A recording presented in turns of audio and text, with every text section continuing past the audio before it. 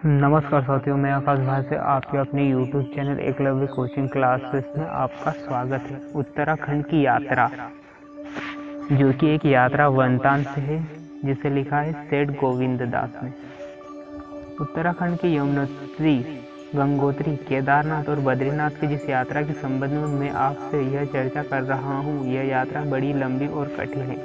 मैं देश में निरंतर घूमता रहता हूँ और विदेश में भी अनेक बार गया हूँ, किंतु इतनी लगातार लंबी पैदल और कठिन यात्रा मैंने कभी नहीं की। अतः अनेक शारीरिक कष्ट इस यात्रा में हुए, किंतु इन कष्टों के विपरीत जो मानसिक आनंद हमें यहाँ के प्रकृति दृश्यों के कारण मिला है, उससे ये कष्ट हमें अधिक दुख न दे सके। यहाँ के प्राकृतिक सौंदर्य की तुलना में न कश्मीर के दृश्य न स्विट्जरलैंड के, कश्मीर के अमरनाथ के कुछ दृश्य अधिक सुंदर हो सकते हैं, किंतु जो एक प्रकार की महानता हमें यहाँ इन दृश्यों में दृष्टिगोचर हुई है, वह अन्यंतर कहीं नहीं। उत्तराखंड के चारों धाम 4 पवित्र नदियों के तट पर स्थित है। यमुनोत्री मार्ग यमुना नदी के किनारे किनारे, गंगोत्री मार्ग गंगा नदी के किनारे किनारे, केदारनाथ का मार्ग मंदाकिनी के किनारे किनारे तथा बद्रीनाथ का मार्ग अलकनंदा के किनारे किनारे। यात्रा का प्रारंभिक में पहले हमें साधारण वृक्षों के जंगल मिले, फिर एक खास ऊंचाई पर चीड़ का वृक्ष बड़ा सुंदर होता है। इसकी शाखाएं पत्र गुच्छों से लदी रहती है। आप इन वृक्षों को दिल्ली में सेक्रेटेरिएट के समीप देख सकते हैं। इन वृक्षों के वहाँ घने जंगल हैं। फिर हमें देवदारू के वृक्ष मिले। देवदारू के वृक्ष में चीड़ के वृक्षों से भी अधिक सुंदर होते हैं। इनमें चीड़ के वृक्षों की अपेक्षा अधिक हरे पत्र गुच्छे रहते हैं। सघन देवदारू के वृक्षों से पर्वत की शोभा द्विगुणित हो जाती है। ऊंचे ऊंचे शिखरों से गिरते अगणित जल प्रपातों से तथा हिमानी श्रृंगों से इस वन प्रदेशों की शोभा में 4 चांद लग गए। जिस प्रकार के यत्र तत्र शोभायमान हो रहे हिम श्रृंग हमें यहाँ दिखे, विशेषकर केदारनाथ की वह हिमानी जिसकी ऊंचाई 23,000 फुट है, उस प्रकार की इतनी विशाल, भव्य और ऊंची हिमानी संसार में हमने कहीं नहीं देखी। फिर चारों नदियों का आप प्रवाह देखिए। यमुना का श्याम, गंगा का श्वेत, मंदाकिनी का हरा और अलकनंदा का नीला नीर भिन्न भिन्न उद्गमों से निकलकर भिन्न भिन्न मार्गों से बहकर भिन्न भिन्न धामों को जाने वाले हम लोगों को अत्यंत सुखदायक लगा। अब जरा इनके प्रवाह की गति देखिए। कलकल करती कालिंदी अपनी श्याम वर्ण के लिए श्याम पाषाणों पर बहती है।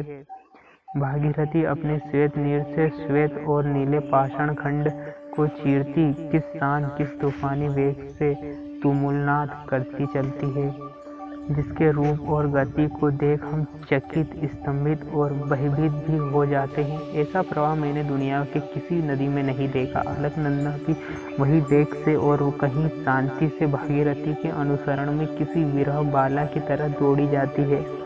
फिर जहाँ इन नदियों के संगम है, वहाँ के दृश्य और भी मनोहर है। इन संगमों से आगे जो प्रवाह बहता है, उसके नामकरण में हमारे ऋषि मुनियों की अंतर्दृष्टि का हमें आभास मिलता है। रुद्रप्रयाग में मंदाकिनी की हरित नीर अलकनंदा के नीले नीर में समा गया, अतः रुद्रप्रयाग से आगे के प्रवाह का नाम अलकनंदा है।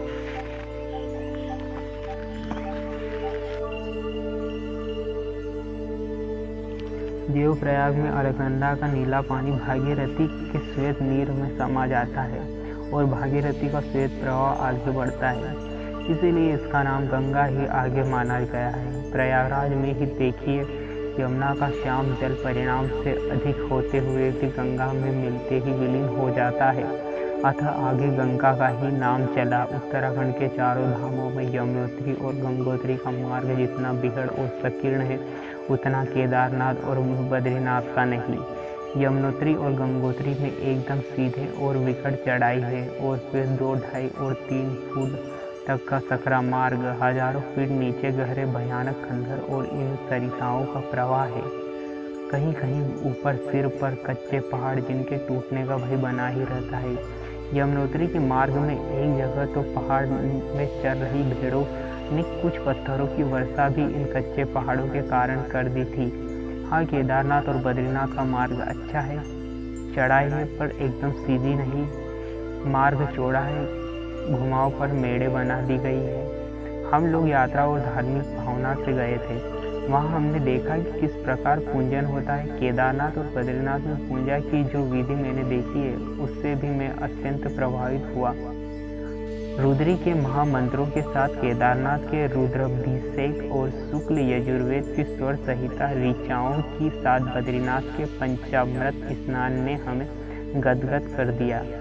इस तरह विधि विधान से पूर्ण पूजा जैसी मैंने वहाँ देखी वैसी कहीं नहीं देखी। ऐसा सुंदर धार्मिक और सांस्कृतिक भव्य वायुमंडल का यह दृश्य केदारनाथ और बद्रीनाथ के इन मंदिरों में देखकर मुझे तो रहस्य अनुभव हुआ। वह वर्णनातीत है।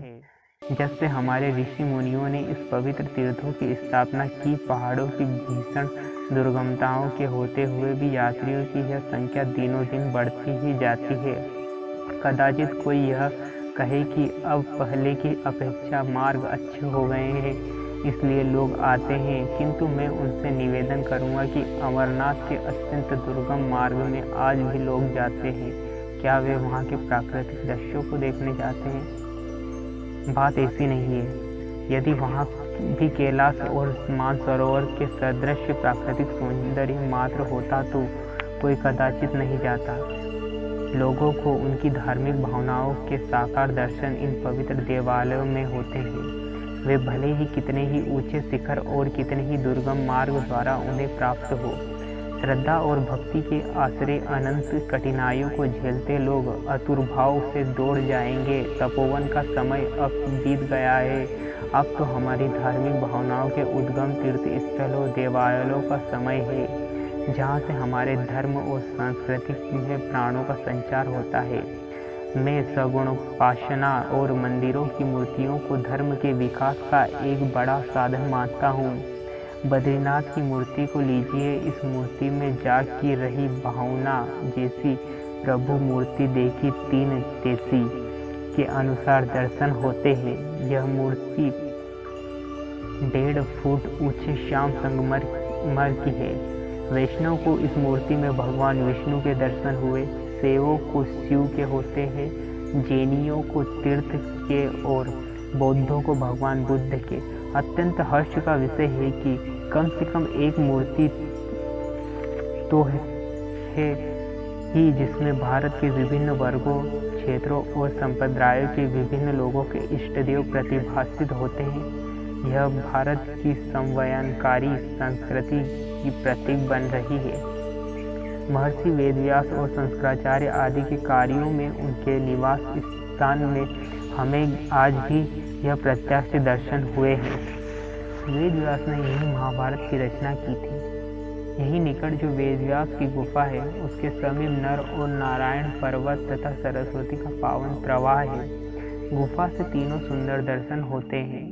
इस श्लोक में एक और व्यास जी ने नर नारायण और सरस्वती की वंदना की और दूसरी ओर नारायण पर्वत तथा सरस्वती नदी की। ज्योतिर्मठ में हमने शतूत का वह वृक्ष भी देखा जिसके नीचे तपोभूत शंकराचार्य को ज्योति के दर्शन हुए और उसके निकट ही उनकी वह शंकर गुफा भी देखी जिसमें वह निवास किया करते थे।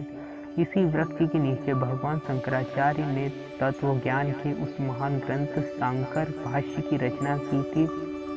ज्योतिर्मठ का सेव, नाशपाती, अखरोट आदि फलों के लदे पौधों का बगीचा, संस्कृत का विद्यालय आज भी जगत गुरु शंकराचार्य के पवित्र प्रयत्न और संकल्पनों को दोहराता रहा है, जिसके दर्शन मात्र से हमने महान प्रेरणा पाई है। हमारे ऋषि मुनियों ने दूर तपोवन में एकांत साधना द्वारा सदैव भारत की जो एकता तथा हित की चिंतन की है वह उनके कार्यों द्वारा सिद्ध हो जाती है। यहाँ उनकी इस भारतीय एकता की भावना की पुष्टि में एक उदाहरण देना पर्याप्त होगा। भारत के उत्तर में स्थित इन 2 देव मंदिरों केदारनाथ और बद्रीनाथ के पुजारी जिन्हें रावल कहा जाता है, उत्तर के न होकर केदारनाथ के कर्नाटक से और बद्रीनाथ के केरल से आते हैं। आज पर्यंत उनके द्वारा निर्धारित की गई पद्धति और नियम का पूर्णतः पालन हो रहा है। भारत को एक सूत्रता में बांध रखने की भावना का दर्शन हमारे इन मंदिरों के पूजन नियम में अनुभव कर किस भारतीय का मस्तक श्रद्धा से नहीं ऋषि चरणों में न झुक जाएगा। हम यद्यपि इस यात्रा के लिए प्रधानतया धार्मिक भावना से ही गए थे, तथापि जब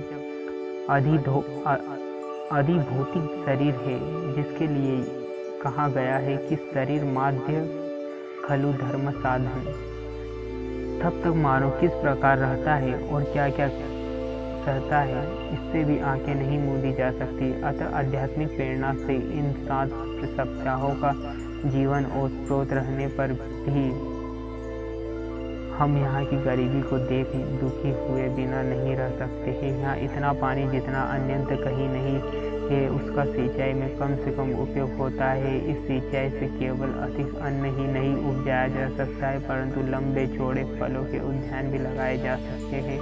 खनिज पदार्थों की खोज करके उन खनिज पदार्थों को पर्वतराज के पेट से निकालकर जन उपयोग में लाया जा सकता है। जंगली वृक्ष बांस से कागज की उत्पत्ति की जा सकती है। भेड़ों की नस्लों को सुधार कर उनसे ऊन की उत्पत्ति बड़ा ऊन के गृह उद्योग जारी किए जा सकते हैं। न जाने क्या क्या किया जा सकता है। इस प्रकार यह प्रदेश जितनी आध्यात्मिक प्रेरणा प्रदान करता है, उतनी ही अभी भौतिक दृष्टि से संपन्न बनाया जा सकता है।